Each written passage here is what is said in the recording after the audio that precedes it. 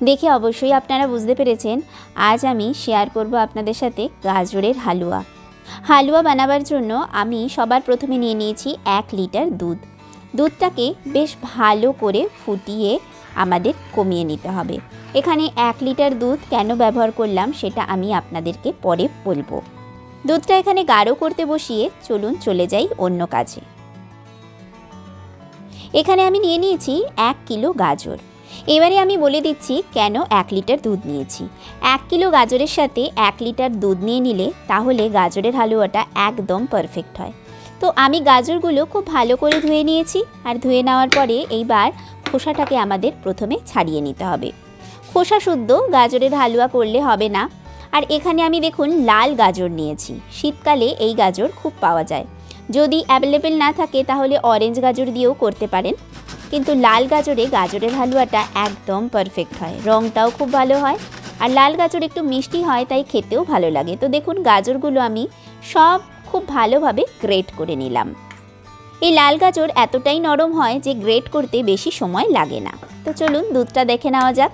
তো দেখুন দুধটাও বেশ অনেকটা গাঢ় হয়ে এসেছে, মানে মোটামুটি 1/2 লিটার হয়ে গেছে দুধটা। এইবার অন্য একটা কড়াইয়ের মধ্যে আমি নিয়ে নিলাম 2 চামচ ঘি। ঘিটা একটু আমাদের হালকা করে গরম করে নিতে হবে।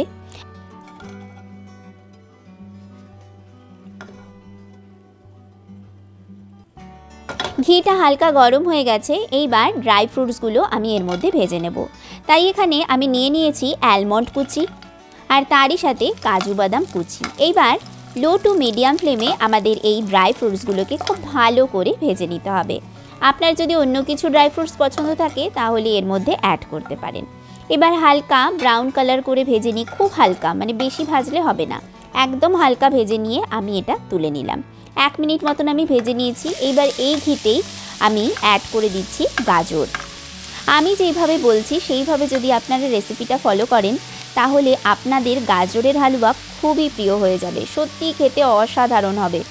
এইবার সমস্ত গাজরগুলো আমি ঘিয়ের মধ্যে দিয়ে দিলাম। এবার হালকা নাড়াচাড়া করে গাজরের সাথে ঘিটা বেশ ভালো করে মিশিয়ে নিতে হবে। তো দেখুন আমি আস্তে আস্তে সমস্ত ঘিটাকে গাজরের সাথে খুব ভালো করে মিশিয়ে নিচ্ছি।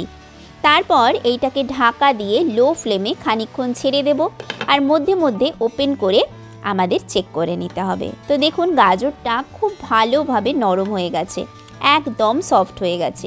এই ঘিয়ের সাথে গাজরটা যদি একটু ঢেকে দেওয়া যায় তাহলে সিম আছে, মানে লো ফ্লেমে গাজরটা খুব ভালো করে সফট হয়ে যায়। এবার এই স্টেজে আমি এর মধ্যে এই দুধটা মিলিয়ে দিচ্ছি। দুধটা আমি এই কারণে কমিয়ে নিয়েছি, তাহলে সময়টা খানিকটা কম লাগবে। যদি দুধটা একেবারে 1 লিটার আপনারা ঢেলে দেন সেক্ষেত্রে অনেকটা সময় লাগবে।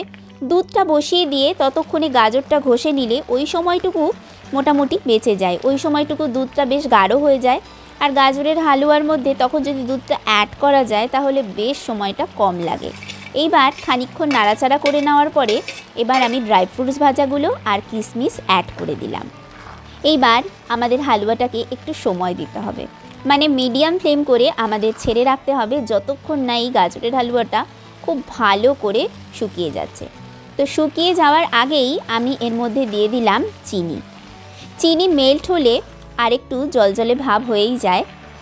এইবার আমি এর মধ্যে অ্যাড করে দিলাম 1/2 কাপ মতন পাউডার দুধ।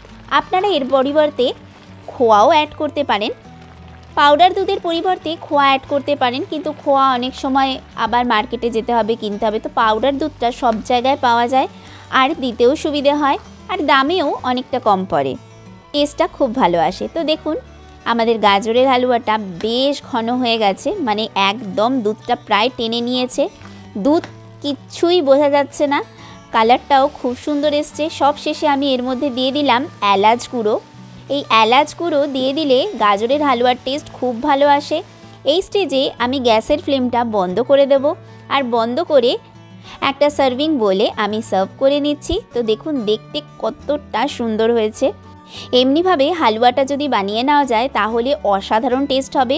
আর এই লাস্টে এলাচ গুঁড়োটা আপনারা একেবারেই স্কিপ করবেন না, এতে খুব ভালো টেস্ট আসে। সবশেষে ওপর থেকে গার্নিশিংয়ের জন্য একটু কাজু বাদাম আর একটু পেস্তা বাদাম ছড়িয়ে দিলাম।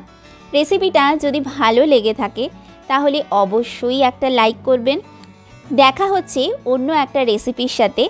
ততক্ষণ অবধি সবাই সুস্থ থাকবেন, ভালো থাকবেন।